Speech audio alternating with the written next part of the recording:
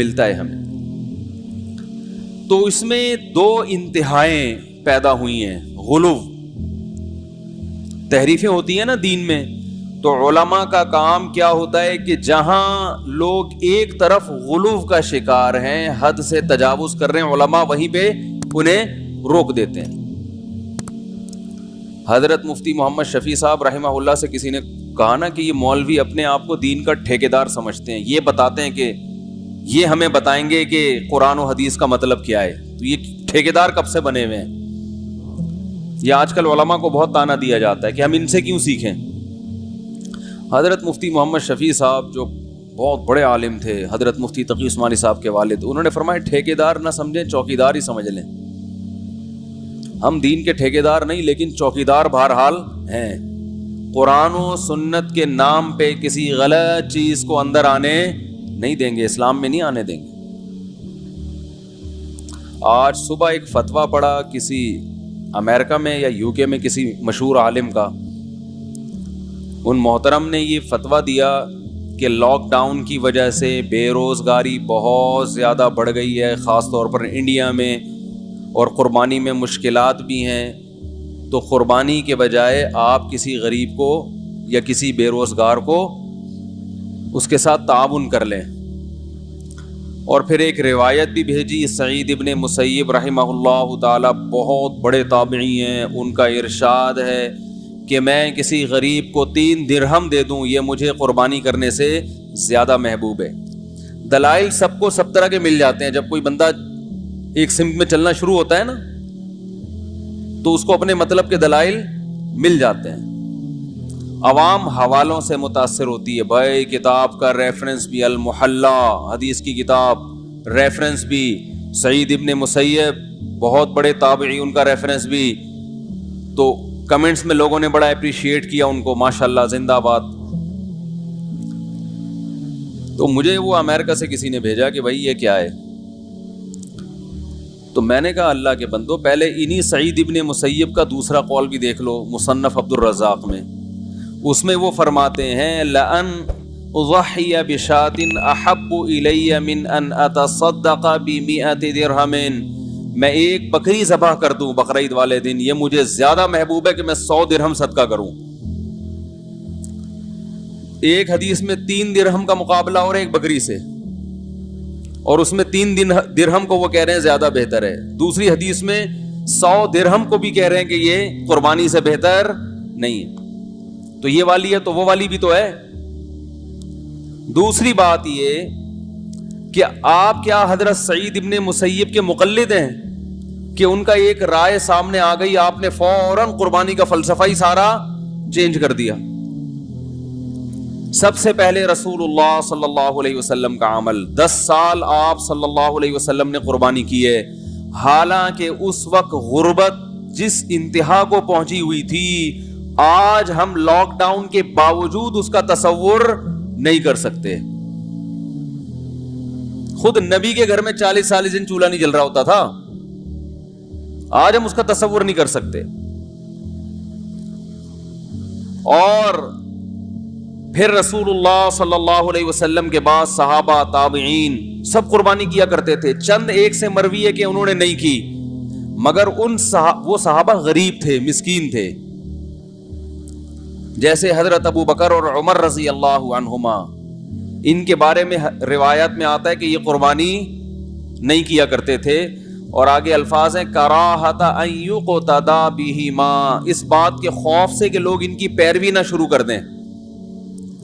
تو بعض حضرات نے اس بات کو دلیل کے طور پہ پیش کیا ہے کہ قربانی کرنا واجب نہیں ہے، کیونکہ ابو بکر و عمر نے باقاعدہ جان کر نہیں کی. اور وجہ یہ بیان کی جا رہی ہے کہ لوگ ان کی پیروی شروع نہ کر دیں، کہ اگر وہ قربانی کرتے تو لوگ ان کی پیروی کرتے نا. تو حدیث کا یہ مطلب نہیں ہے جو آپ سمجھ رہے ہیں. حضرت ابو بکر اور عمر انتہائی مسکینی کی حالت میں دنیا سے گئے ہیں. آپ ان کے خلیفہ ہونے کو نہ دیکھیں، آپ ان کی غربت کو دیکھیں. جس خلیفہ کے 10 15 پیون کپڑوں میں لگے ہوتے ہوں، ان کے پاس قربانی کے پیسے ہوں گے؟ بولو بھائی. حضرت ابو بکر رضی اللہ تعالیٰ عنہ کے گھر میں ایک دن کچھ اچھا کھانا پکا کے دیا, حلوہ کوئی میٹھا. انہوں نے فرمایا یہ کہاں سے آیا؟ کہا کہ آپ کے جو وظیفہ ہے نا بیت المال کا, اس سے بچا بچا کے میں نے یہ حلوہ بنایا ہے. انہوں نے فرمایا اس کا مطلب وہ جو اتنے پیسے میری تنخواہ سے زائد ہیں, اس کی مجھے ضرورت, جو میں بیت المال سے حکومتی خزانے سے تنخواہ لے رہا ہوں, وظیفہ لے رہا ہوں, اس کا مطلب یہ جو بچا کے آپ نے یہ ڈش بنا لی ہے تو یہ اضافی ہے, اس کا مطلب اس کے سے کم میں بھی میرا گزارا. بولتے کیوں نہیں بھائی, ہو سکتا ہے. تو وہ اپنا وظیفہ کم کرا دیا انہوں نے. یہ تو غربت کا عالم تھا. تو حضرت ابو بکر اور عمر رضی اللہ تعالیٰ عنہ نے اپنے دور خلافت میں قربانی خود اس لیے نہیں کی, روکا نہیں کسی کو, خود نہیں کر رہے کہ لوگ آپ کی اقتدا کریں گے. کا مطلب یہ کہ صحابہ میں یہ غربت بہت تھی, تو جو غریب صحابہ ہیں وہ سمجھیں گے کہ ہم ہر ایک پر فرض عین ہے, یہ ہر ایک پر لازم ہے, کیونکہ جب یہ دو حضرات کر رہے ہیں تو یہ تو مقتدا ہے نا. تو جن کے گھر میں کھانے کو روٹی نہیں ہے, جو بیچارے مٹی سے ملا دیا بھوک نے ان کو, وہ بھی بیچارے قرضے لے لے کے مجبور ہو کے کریں گے. تو اس خوف سے حضرت ابو بکر اور عمر نے نہیں کی. ورنہ یہ ممکن ہے کہ ایک چیز نبی صلی اللہ علیہ وسلم نے پابندی سے کی ہو, 10 سال تواتر سے کیا ہو ایک عمل, اور حضرت ابو بکر اور عمر باقاعدہ نہ کر کے لوگوں کو ترغیب دے کے نہیں کیا کرو. یہ عملی طور پر ممکن ہے کیا؟ نہیں آ رہی بات. خلفائے راشدین تو سنت پہ حریص تھے, جو کام نبی نے کیا وہ تو لوگوں کو اور زیادہ ترغیب دیتے تھے. تو صاف پتہ چلتا ہے کہ آپ یہ چاہتے ہیں کہ لوگ غریب پہ قربانی کو واجب, بولو بھائی, نہ سمجھیں. اور ہم بھی یہی کہتے ہیں کہ غریب آدمی پر قربانی واجب نہیں ہے, یہ مالداروں کا کام ہے. تو یہاں ایک ٹیکنیکل غلطی لوگوں سے ہوتی ہے کہ لوگ کہتے ہیں ہم تو مالدار ہیں نہیں. اب یہ بھی ممکن ہے آپ کہیں کہ چلو یہ تو ثابت ہو گیا کہ مالداروں پر لازم, بولو بھائی, نہیں ہے, سوری غریب پر لازم نہیں ہے. تو ہم تو کیا ہیں؟ غریب ہیں. تو یاد رکھو آپ کا غربت کا دعویٰ, یہ اس میں آپ کی رائے کا اعتبار نہیں ہے, کیونکہ ہمارے سابق صدر بھی اپنے آپ کو کیا سمجھتے ہیں؟ تو وہ بھی غریب سمجھتے ہیں کہ بھائی میرے بہت خرچے ہیں, میں نہیں افورڈ کر سکتا, میں اسٹیل مل کھا کے بیٹھا ہوں, پی آئی کھائے, میں نے تو بہت سی چیزیں رہ گئی ہیں ابھی, اور میرے خرچے پورے نہیں ہو رہے ہیں. تو فقہاء نے جو نصاب بیان کیا ہے قرآن و سنت کو سامنے رکھ کر, وہ نصاب کا اعتبار ہوگا کہ آپ کی تمام ضرورت کے جو بیسک خرچے ہیں وہ نکال کر, اگر آپ کے پاس اتنا مال بچتا ہے جس پہ زکوٰۃ واجب ہو جاتی ہے 52.5 تولہ چاندی, تو اس کا مطلب آپ شریعت کی نظر میں کیا ہیں؟ مالدار ہیں. کیونکہ مالدار نہ ہوتے تو اسلام آپ پہ زکوٰۃ کو لازم نہ کر رہا ہوتا, زکوٰۃ تو مالداروں میں فرض ہے نا.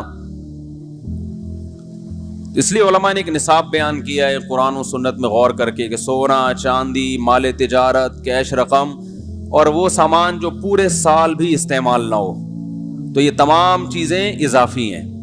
گولڈ کیا ہے بھائی؟ بولتے کیوں نہیں؟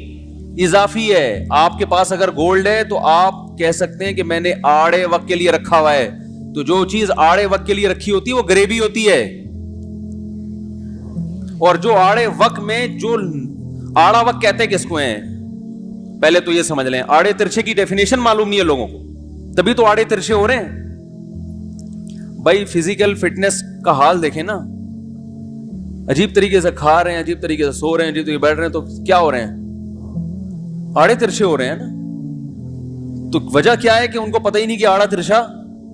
ان سے بولو یار آپ کی توند کہاں جا رہی ہے, یہ کیا ہو رہا ہے, تو کہتے ہیں بہترین فٹ فاٹ.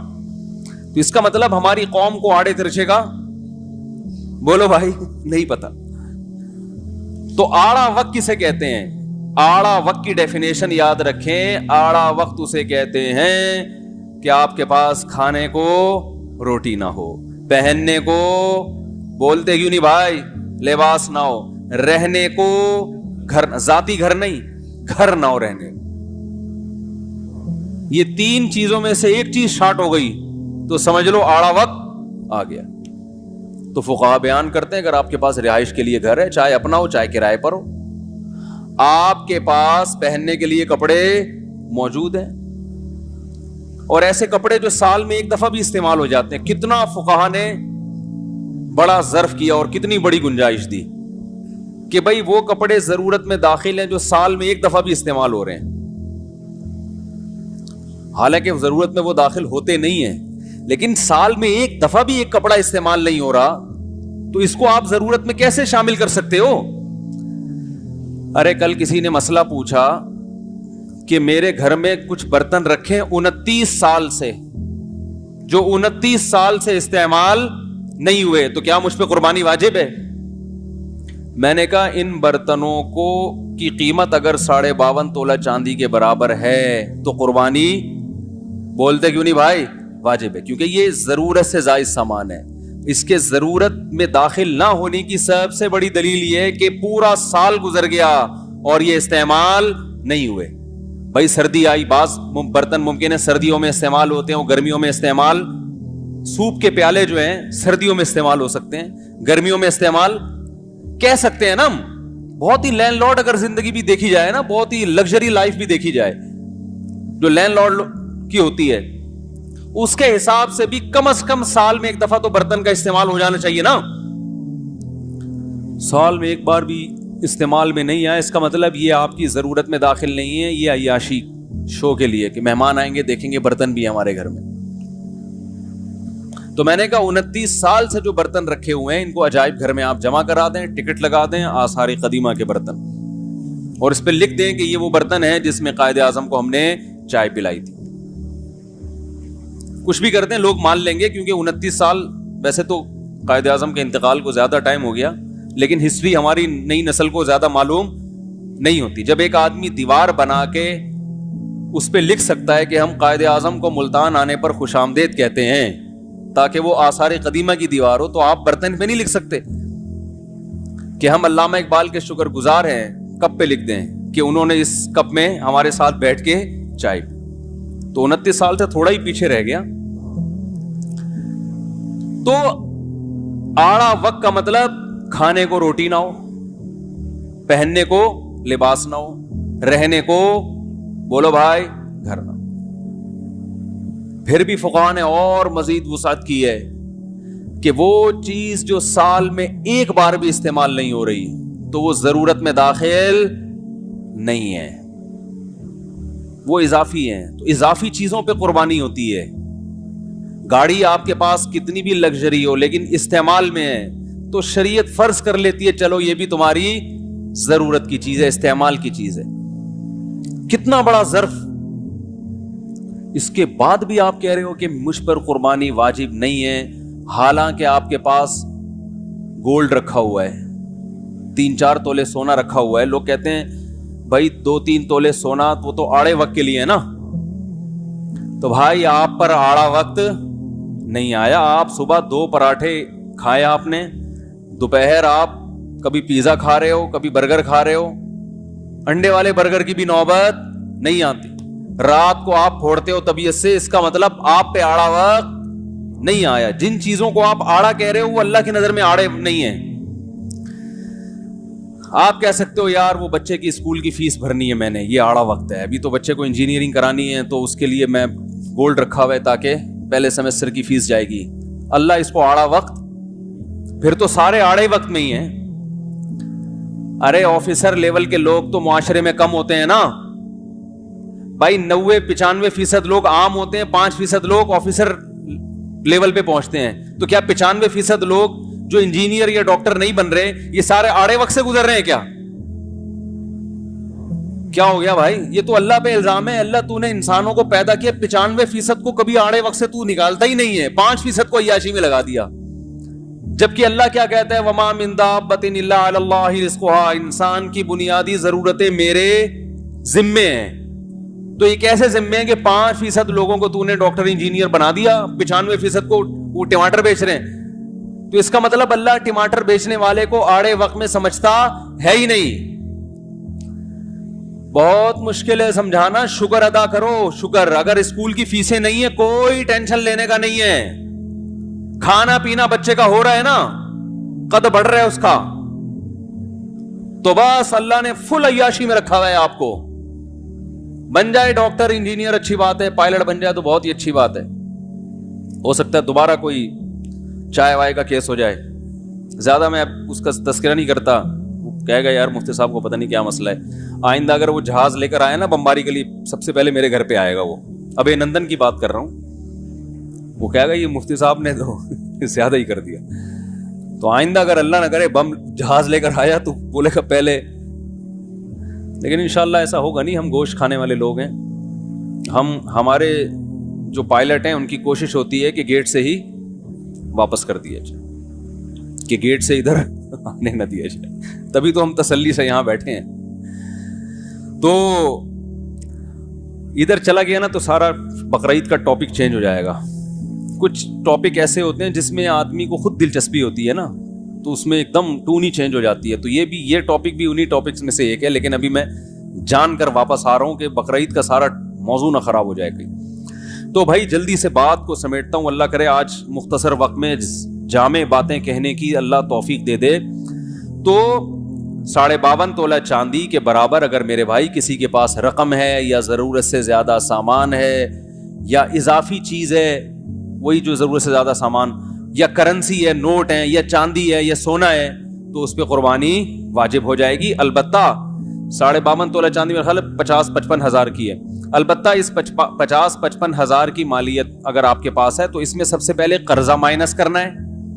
50 ہزار کا قرضہ, 50 ہزار 55 ہزار موجود ہے لیکن قرضہ 1 لاکھ کا ہے, تو قربانی واجب بولو بھائی نہیں ہوگی. کیوں نہیں ہوگی؟ شریعت کہتی ہے پہلے جس کا قرضہ ہے اس کے پیسے واپس کرو. ٹھیک ہے نا. کر سکتا ہے ایسا آدمی, بھائی قرضہ والا اگر مانگ نہیں رہا, اس کو اجازت دے رہا ہے یار کوئی بات نہیں اگلے سال دے دینا, 6 مہینے بعد دے دینا, تو آپ کر سکتے ہیں. کریں گے تو ثواب ملے گا. لیکن اگر وہ مانگ رہا ہے پیسے تو پھر شریعت میں اس کا حق پہلے ہے, تو واجب نہیں ہے. لیکن یا قرضہ تو نہیں ہے لیکن ابھی بیسک خرچے گھر کے نکلنے ہیں, گیس, بجلی کا بل, راشن, یہ خرچے کیا ہوتے ہیں؟ یہ بیسک خرچے ہوتے ہیں نا. تو یہ خرچے آپ نے کیا کرنے ہیں؟ نکالنے ہیں. کیونکہ آپ 50-55 ہزار ہیں اور ایک بکرا لے آیا 25 ہزار کا, اور پتہ چلا کہ نہ گیس بجلی کا بل دینے کے قابل رہے نہ گھر کے راشن کے, تو بیگم بولے گی بکرا خود ہی کھا لو, پکائیں گے کس میں اس کو. تو یہ بھی استطاعت نہیں ہے, اس کی علامت ہے کہ اس میں استطاعت نہیں ہے. تو یہ بیسک خرچے نکال کے بھی اگر 52.5 تولہ چاندی کے برابر رقم بچتی ہے تو پھر آپ بآسانی قربانی کر سکتے ہیں. اور حدیث کا یہی مطلب ہے, صحیح حدیث ہے, من وجد سعة لأن يضحي فلا يضحي فلا يقربن مصلانا. جس کے پاس گنجائش تھی قربانی کی, اب گنجائش ہو گئی نا آپ کے پاس, اب اس میں یہ نہیں دیکھنا بچے کو انجینئرنگ کروانی ہے تو اس کے NED کے پیسے جائیں گے. پھر تو میرے بھائی کبھی بھی کسی بھی چیز کی استطاعت ہو ہی نہیں سکتی, کیونکہ پھر آگے یہ بھی سوچنا ہے پھر بچے کی شادی بھی کرانی ہے, اس کے اتنے پیسے جائیں گے. پھر بچے کی اگر ولادت ہوئی اور بچے کے پاس پیسے نہ ہوئے تو پوتے کے خرچہ بھی اٹھانا ہے. پھر بچے کو اگر مستقبل میں بزنس کی ضرورت ہوئی, ڈاکٹر بن گیا, اپنی کلینک کھولنے کی ضرورت ہوئی, تو طارق روڈ میں کلینک بھی کھول کے دینی ہے, 2 کروڑ اس کے مائنس کر دو, پھر تو دنیا میں کوئی بھی کام آپ پر لازم نہیں ہوگا. اس لیے بس کھانا پینا لباس یہ ہے, باقی سب گریبیاں ہیں. باقی سب کیا ہیں؟ گریبیاں. تو اب کیا ہے کہ آپ نے یہ سارے خرچے نکالے, دیکھا بھائی ابھی بھی پیسے بچ رہے ہیں, تو نبی نے فرمایا جس کے پاس سعاتن بھی ہے سعاتن بھی ہے, سعاتن زیادہ بہتر ہے یا سعاتن یہ اس وقت ذہن میں نہیں ہے, تو جس کے پاس گنجائش تھی قربانی کی اور اس نے قربانی نہیں کی, وہ ہماری عیدگاہ کے قریب بھی مت پھٹکے. اور قربانی کے لازم ہونے کی ایک اور دلیل یہ بھی ہے کہ آپ صلی اللہ علیہ وسلم نے فرمایا جس نے عید کی نماز سے پہلے قربانی کی وہ گوشت ہے, وہ قربانی نہیں ہے. اسے چاہیے کہ وہ نماز کے بعد دوبارہ کرے. اگر یہ محض ایک مستحب عمل ہوتا تو آپ دوبارہ کرنے کا حکم دیتے؟ کہتے چلو ویسے بھی نفل چیز تھی, نیت کا ثواب تمہیں مل گیا ہے. ایک صحابی نے علم نہ ہونے کی وجہ سے بقرعید سے پہلے قربانی, نماز عید سے پہلے قربانی کر دی. تو آپ صلی اللہ علیہ وسلم نے فرمایا, انہوں نے کہا ان کو آپ نے اجازت دے دی کہ تمہارے لیے کافی ہے, تمہارے بعد کسی اور کے لیے کافی نہیں ہوگی. تو کافی نہ ہونا اس کی علامت ہے کہ یہ حکم معمولی حکم نہیں ہے. اور قرآن میں اللہ نے فَصَلِّ لِرَبِّكَ وَانْحَرْ، اپنے رب کے لیے نماز بھی پڑھیں، وَانْحَرْ اور قربانی بھی کریں.